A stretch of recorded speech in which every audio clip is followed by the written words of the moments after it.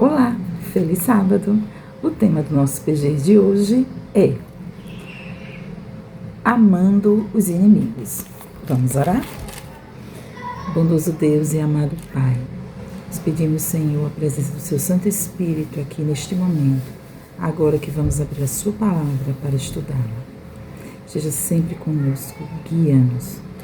É o que te pedimos e já te agradecemos. Em nome de Jesus. Amém.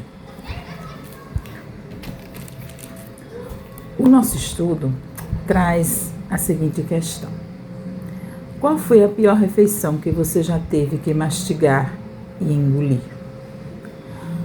Todos já enfrentamos desgastes nos relacionamentos e preferiríamos não encontrar nem cumprimentar algumas pessoas. Esse é o tema do estudo de hoje. E o texto bíblico é Mateus 5, 43 a 48, que diz: Ouviste que foi dito, amarás o teu próximo e odiarás o teu inimigo. Eu, porém, vos digo, amai os vossos inimigos e orai pelos que vos perseguem, para que vos torneis filhos do vosso Pai Celeste, porque Ele faz nascer o sol sobre maus e bons, e vir chuvas sobre justos e injustos. Porque se amardes os que vos amam, que recompensa tendes? Não fazem os publicanos também o mesmo? E se saudardes somente os vossos irmãos, que fazeis demais? Não fazem os gentios também o mesmo? Portanto, sede vós perfeitos, como perfeito é o vosso Pai Celeste. Então, o nosso tema de hoje é um tema bem difícil. O que Jesus nos pede é algo praticamente impossível: amar os nossos inimigos. E isso aí é mais difícil do que perdoar. E é nesta hora que a gente percebe que necessitamos dele. Certa vez, um pastor, eu assisti uma pregação, ele dizia assim, que Jesus é como um espelho. Sabe aquele espelho de camarim que tem várias lâmpadas ao redor, né, para que você possa ver e fazer uma boa maquiagem? Então, é esse espelho que quanto mais você se aproxima, mais você consegue ver as suas imperfeições. Por quê? Porque é muito difícil este mandamento. Isso que Jesus nos pede é amar. Porque uma coisa é perdoar. Você pode perdoar, perdoar nos faz bem.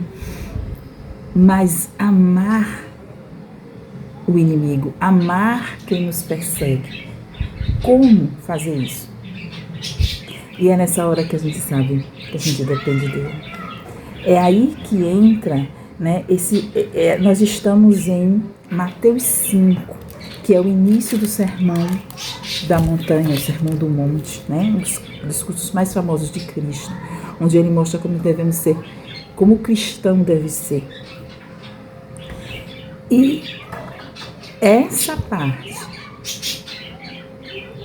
é muito importante, porque ele diz: portanto, sede-vos perfeitos, como perfeito é o vosso Pai Celeste.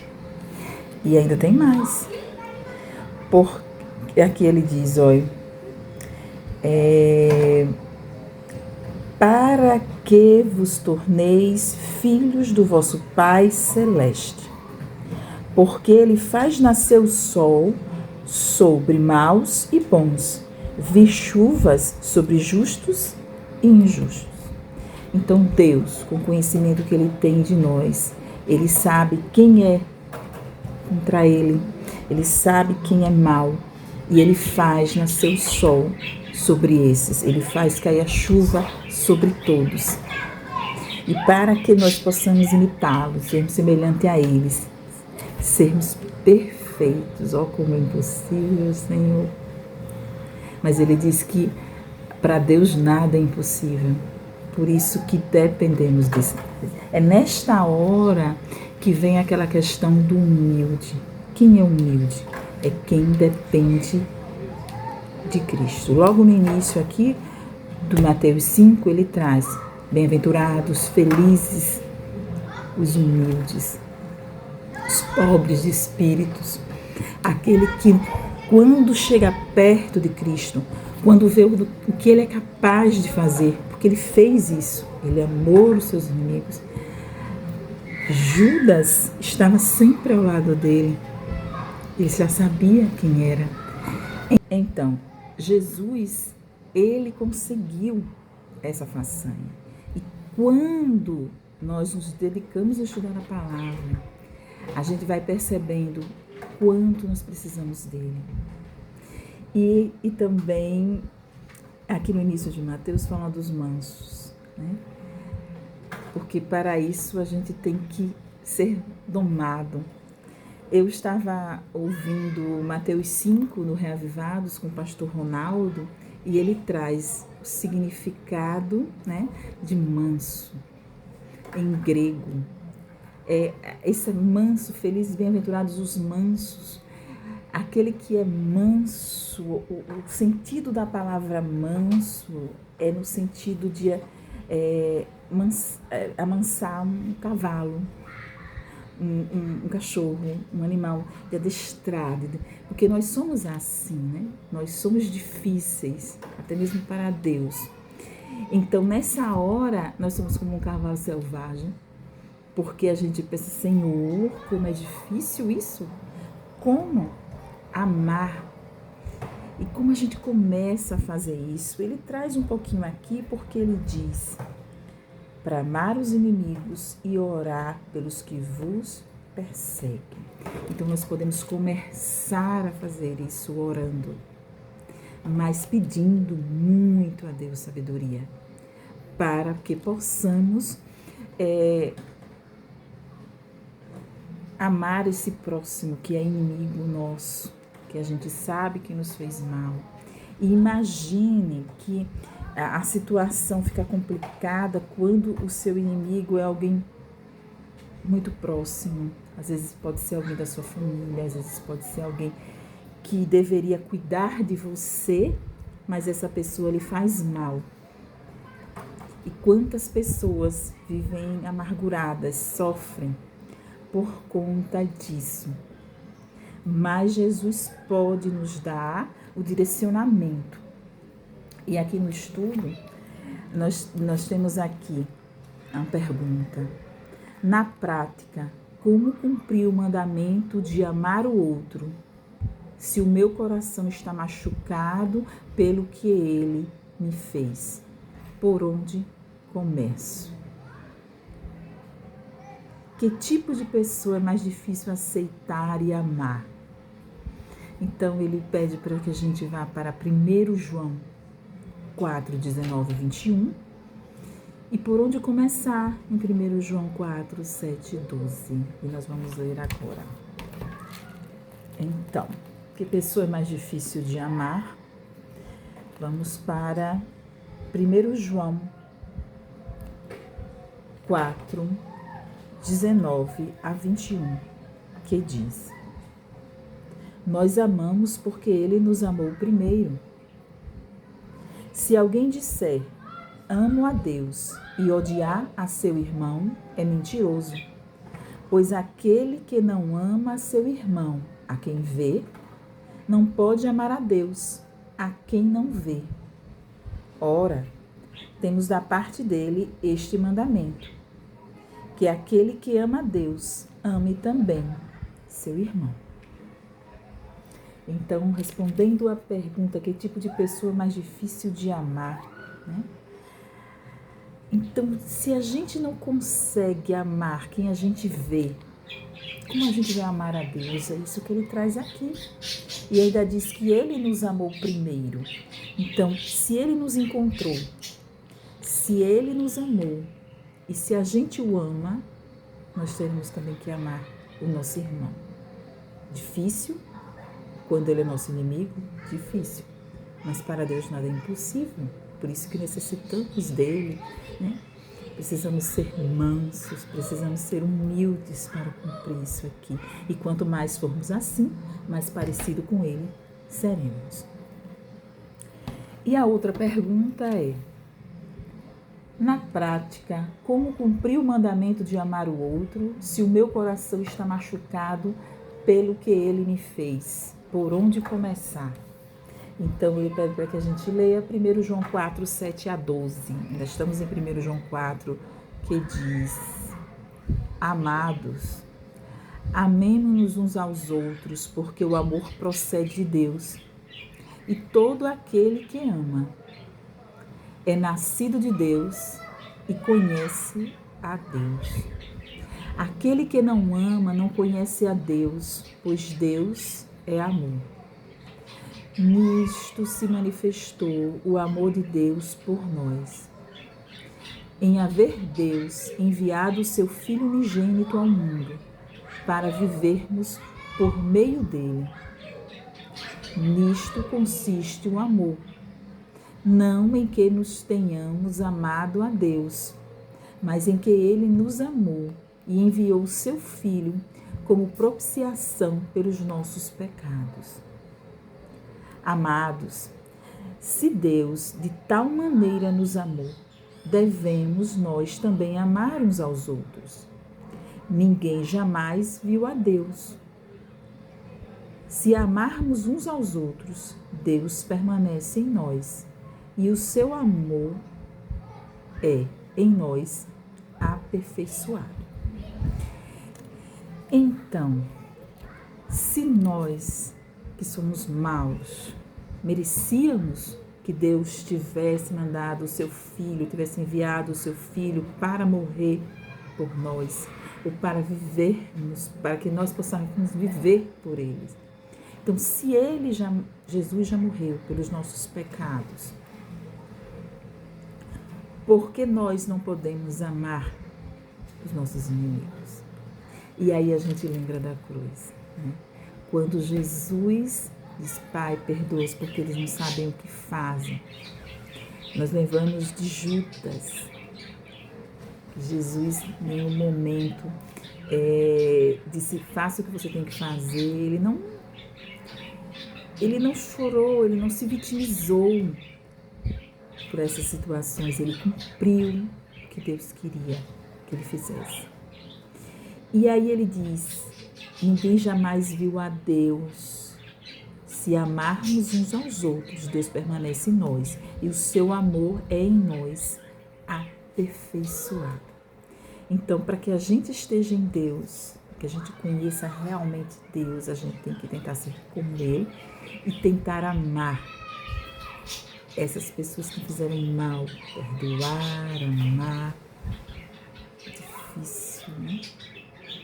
Na Bíblia nós temos alguns exemplos. Eu lembro que a história de Estevão. Estevão orou sendo martirizado, morto. Ele ora por aquelas pessoas, para aquelas pessoas que estão fazendo mal. E o que dizer de Paulo? Paulo que matava os cristãos. Paulo, apesar de ele não conheceu pessoalmente Jesus, mas ele foi ensinado por quem? Pelos fariseus. E ele aprendeu, né, a combater os cristãos, a persegui-los, a matá-los. Foi que Jesus disse lá no Sermão do Monte, que a gente deveria orar por quem nos persegue. Quantos será que não oraram por Paulo? Quantas pessoas que estavam lá ouvindo esse sermão, quando foram perseguidos, quando foram mortos, quando tiveram seus entes perdidos, mortos por Paulo, não orou por ele? E Paulo, quando ele passa a ser perseguido, quando ele descobre a verdade, quando ele sabe que ele não foi ensinado da maneira correta, quando ele percebe que os fariseus, que os religiosos daquele tempo não aceitaram Cristo, ele não volta para se vingar dele. Ele não fez a mesma coisa. Ele seguiu em frente. Então é isso que, esse exemplo que nós devemos ter. Ele diz, sede meus imitadores como eu sou de Cristo. Por quê? A gente tem que perseguir o nosso alvo. Seguir em frente da caminhada, rumo ao céu. Então nós não devemos estar olhando para trás e ficando desejando até o mal do inimigo. Não. Ore a Deus, entregue a Deus, não deseje o mal, faça o bem para essas pessoas. Se você tiver a oportunidade de fazer o bem para alguém que o perseguiu, para alguém que lhe fez mal, faça. Você vai estar cumprindo a palavra de Deus. Você vai estar se aperfeiçoando nele, em seu amor. E vai estar representando Cristo aqui na terra.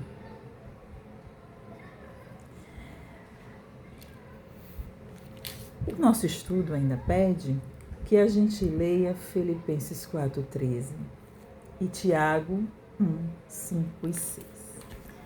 Então vamos ler o meu versículo preferido, que o estudo traz hoje. Vamos aqui.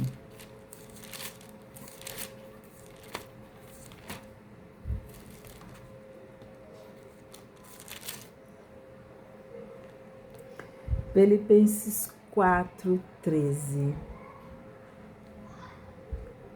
Tudo posso naquele que me fortalece. Paulo, voltamos para ele. Tudo posso naquele que me fortalece, como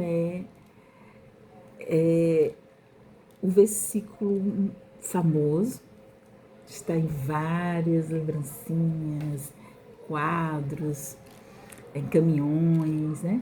E as pessoas... Mas antes de Paulo dizer tudo posso naquele que me fortalece, é tão interessante a gente ler, porque ele diz assim, do 11 ao 12.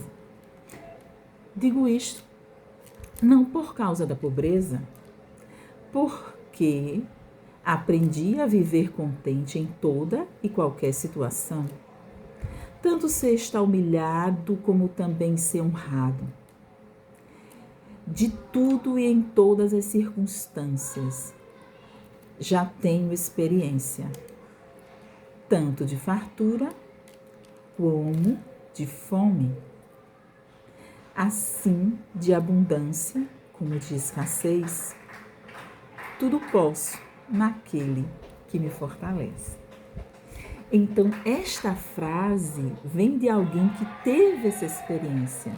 Então, a gente não pode estar dizendo, tudo posso, eu sou capaz de tudo, eu enfrento tudo. Não. Você vai ter que ter vivido essa situação. Você sabe viver na abundância e sabe viver na pobreza. Você aprende a viver contente em toda e qualquer situação. Então, vamos colocar aqui. Alguém me feriu, alguém me machucou. Essa experiência eu sei, mas alguém também me amou. Cristo me amou. Deus me amou primeiro e enviou o seu Filho unigênito para que ele morresse pelos meus pecados. E aí eu digo, tudo posso naquele que me fortalece. Por quê? Porque tanto essa experiência da abundância desse amor de Deus que nos envolve, quanto da gente tentar ser domado como um cavalo bravo, se tornar manso e humilde para amar, perdoar, amar e desejar o bem e orar pelos nossos inimigos. É uma tarefa difícil, mas para isso nós temos que ter sabedoria. E é por isso que o estudo pede para que a gente leia Tiago 1, 5 e 6. Que diz: se porém algum de vós necessita de sabedoria, Peça a Deus, que a todos dá liberalmente e nada lhes impropera, e ser-lhe-á concedida. Peça, porém, com fé, em nada duvidando, pois o que duvida é semelhante à onda do mar, impelida e agitada pelo vento. Então aqui, Tiago traz essa necessidade que nós temos, sabedoria. E a gente deve pedir quem? A Deus, né? Em Provérbios diz que o temor ao Senhor é o princípio da sabedoria. Então, e esse temor é o respeito, esse temor é essa vontade de amá-lo, esse temor, essa vontade de segui-lo, de ser seu discípulo, de ser semelhante a ele. Então, quando ele diz que temos que pedir com fé, sem duvidar, porque quem duvida é semelhante à onda do mar, que é agitada pelo vento, que não sabe para onde vai. Então, nós temos que ter um foco, um objetivo. E se o nosso objetivo é o céu, se o nosso objetivo é estar com Cristo, a gente tem que pedir a Ele sabedoria, para que a gente possa aprender a amar os inimigos. Eu não estou dizendo que é fácil, ou não é. Mas a Bíblia nos traz uma direção, Deus nos dá um caminho. E a gente só tem uma escolha, seguir ou não. Né? Que todos possamos seguir, que possamos tentar, que possamos pedir essa sabedoria a Deus e não duvidar. O nosso estudo traz como conclusão: o mandamento de Jesus requer de nós mais do que perdoar, aceitar e cumprimentar. Ele nos chama para amar os inimigos. Orem para que Deus remova a inimizade do seu coração e preencha o espaço com abundante amor por seus inimigos. Então, vamos orar? Bondoso Deus e amado Pai, te pedimos, Senhor, sabedoria, que o Senhor possa tirar do nosso coração qualquer inimizade, que o Senhor possa nos preencher com o seu amor, para que a gente possa aprender de Ti, Senhor, a bondade, a mansidão, e possamos amar os nossos inimigos. Oramos por eles, oramos por aqueles que nos perseguem, por aqueles que desejam o nosso mal. O Senhor faz nascer o sol sobre todos nós. Isso é uma prova do seu amor para com todos, até por aqueles que são seus inimigos.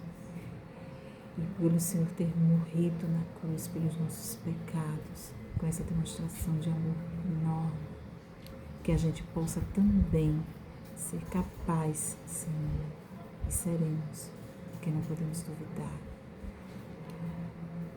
que possamos desenvolver esse amor, além de perdoar, também amar, fazer o bem e não desejar o mal em hipótese alguma, mesmo aqueles que nos fizeram sofrer, nos perseguiram.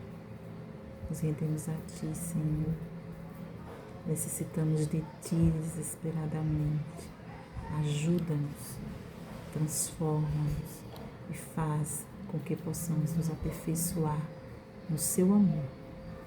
É o que Te pedimos e já Te agradecemos. Em nome de Jesus. Amém. Sim, gente, eu estava tentando escolher um louvor para esse tema. E aí o que me veio foi Eu Me Rendo, do Leonardo Gonçalves. A letra diz: eu me rendo aos seus pés, é tudo o que eu preciso para viver. E aí estamos sendo domados, estamos entendendo. E esse estudo está encerrando o trimestre, né, da lição da Escola Sabatina. E nós tivemos vários temas interessantes, como aprender a escolher os amigos, a perdoar, né, sobre o amor. Eis o tema mais difícil, amando os inimigos, mas tudo podemos naquele que nos fortalece. Que Deus esteja conosco nessa jornada.